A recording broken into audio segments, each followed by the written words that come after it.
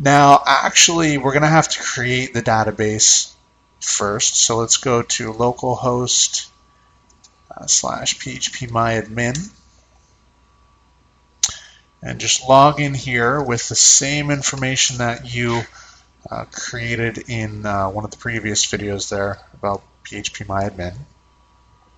And just hit new. We're going to create a new database. I'm going to call it WP1 and hit create. And that's all we need to do in here.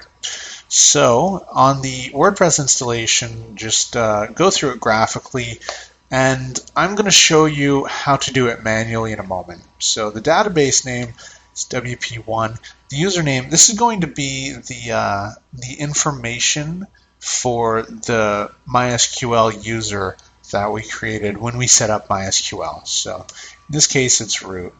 And the MySQL password. One sec. I actually used a password here that I use for some other things, so I'm going to mask that here by using the password type.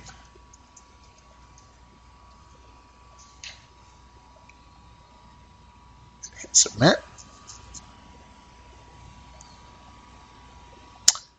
Can't create the WP config file, so I'm going to have to create it manually, and after that we can run the install. So just come back here to the HTML directory, and in here there should be WP config sample.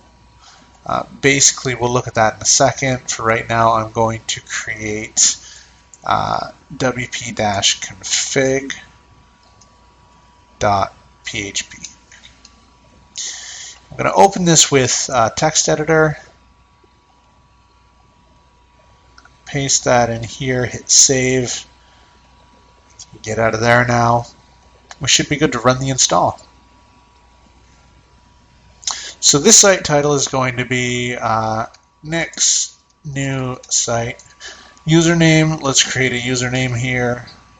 Password, I'm going to copy this because I'm not going to put it in when we log in, and my email.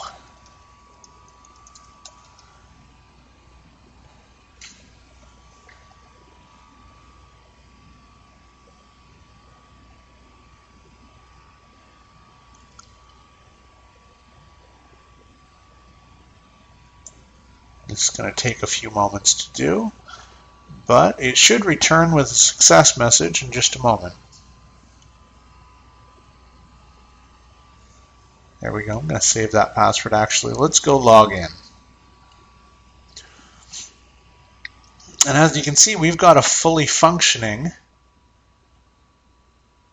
WordPress site installed on our Apache server. It's really that easy. If I go to Hello World here, you're going to see this really ugly URL. So let's take care of that. So how we're going to do that is by actually going into the dashboard, and in settings there's a permalinks setting page. Click on that. And here you can choose different structures for the URLs. And so this one right here, the post name, that's the prettiest. And so that's what we're going to use. So let's save those changes. And actually our htaccess, so this directory isn't writable by the server, and that's because we have the server running under the user Apache 2 instead of under our user, and then the files in here in the directories in our HTML directory is owned by our user. And so what we're going to have to do is change the user that Apache is running at to match our user, and then everything will be fine. The web server will be able to read and write all these files and whatnot, but for right now it doesn't. And so what we're going to do is create a new document. We're going to call it .htaccess. Then we're going to open it with a text editor. And what you need to do is basically copy this over here and something that I noticed actually is that this won't work this way. I'm going to save this. Save it. I'm going to save this right here. And if we refresh, it's actually going to work.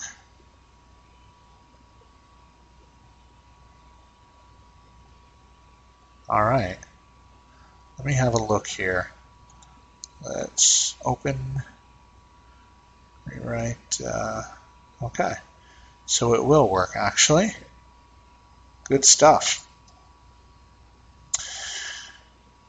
It was giving me a server error before, but basically this line right here, this rewrite rule, I had to remove it and then everything worked. So if you guys have problems, try removing that third line that says rewrite rule index PHP. Try removing that and everything should work fine. But we've now got a full WordPress site set up with permalinks enabled, and from here, I mean, you can just go and create your own pages, posts, and stuff like that. From this point forward, this is basically just all WordPress. So that's awesome. I hope you guys enjoyed this video and found it informative, and we're going to be going over more Apache stuff in the next video.